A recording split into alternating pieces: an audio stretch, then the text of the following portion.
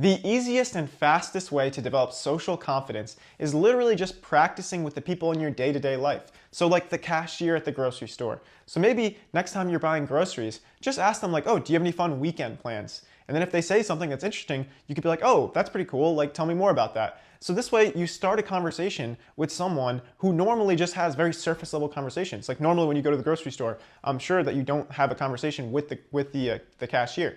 But if you do this consistently, then you develop social confidence. And if you do that, then you'll feel more confident in these situations and also in situations that are kind of like a little bit more outside of your comfort zone. But so many people, they try and skip the steps. They try and skip the social flow state. They go from feeling socially anxious to like asking out their crush and like immediately. And I know this because I've done this before. But the more that you like just develop your social confidence by just talking to the people around you, the more comfortable you feel in these situations. And 80% of communication is nonverbal. And the way to develop those nonverbal signals is with practice. It's with being comfortable in these scenarios where you're talking to someone you don't know. So it's like you don't want to just skip all the steps. You want to develop a social flow state. Like, have you ever felt like you were in a flow state, maybe like playing a sport or a video game where like you just feel like time is passing by and you're just in the zone?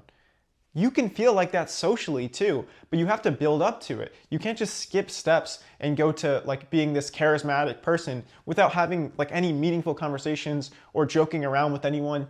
Like you should probably just try and like flirt with everyone. And when I say flirt with everyone, I'm not saying to like ask them out on a date, but joke around with people. Like treat them as if you've known them your entire life. And if you do that, then it'll become a lot easier because you'll develop confidence in yourself that you can start conversations with anyone and you're not putting too much pressure on yourself. Like so many people, they put so much pressure on themselves to like ask someone out on a date. But if you just talk to people like they're normal human beings, and then if you have a connection with someone, then ask them out, then it becomes a lot easier. It's like you develop that social confidence by putting yourself in these uncomfortable situations consistently. But you have to find what's just outside of your comfort zone. You can't skip steps, right? Like so many people don't do it because it feels uncomfortable. But again, that's what leaving your comfort zone is. Of course it feels uncomfortable. It's literally in the name, leaving your comfort zone, uncomfortable. So if you want to develop this social confidence, you have to feel uncomfortable. So we basically just don't want to do it all at once. We don't want to dive right in. We want to like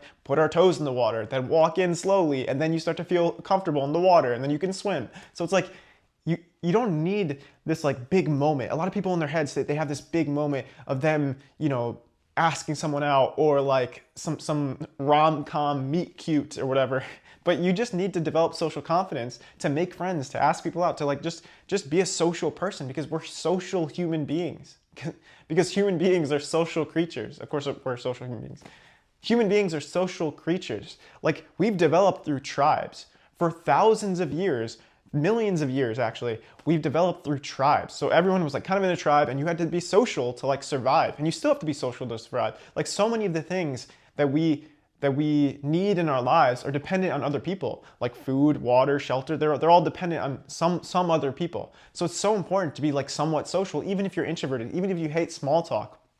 And I'll teach you how to start a conversation in a seamless way.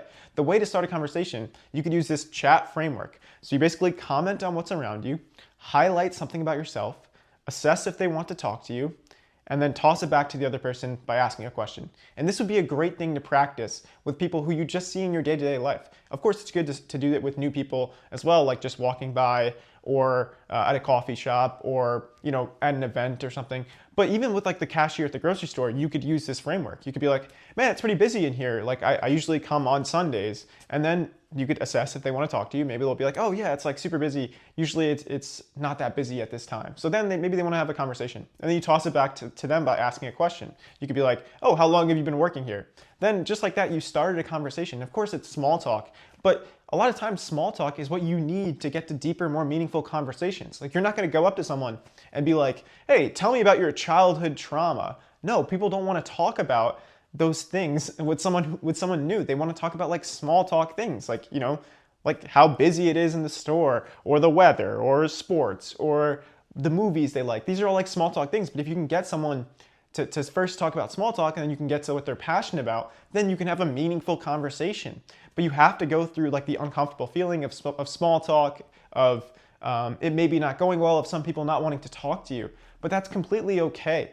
because if you'll develop confidence with each interaction as long as you don't stop. Like the more you do it, the easier it gets because again, the more your nonverbals will show to the other person that you're comfortable in this situation because that's more important than honestly what you say. Unless what you say is obviously like really weird. If you say something normal, then it's like your nonverbals, your what you're signaling that is more important. Like 80% of communication is nonverbal. So if you just get yourself comfortable in these situations, then you start to have really meaningful conversations and that can like change people's lives. Like even one really meaningful conversation could change someone's life. Like maybe they're thinking about like quitting their job or pursuing something that they're passionate about. And one conversation with you changes their mind. So it's like if you want to have these meaningful conversations and also just feel more confident in yourself, you just need to talk to people, get outside of your comfort zone, and just start with wherever you're comfortable, like wherever you're just outside of your comfort zone, just slightly uncomfortable. So it's something that you would do, but it still results in some level of growth.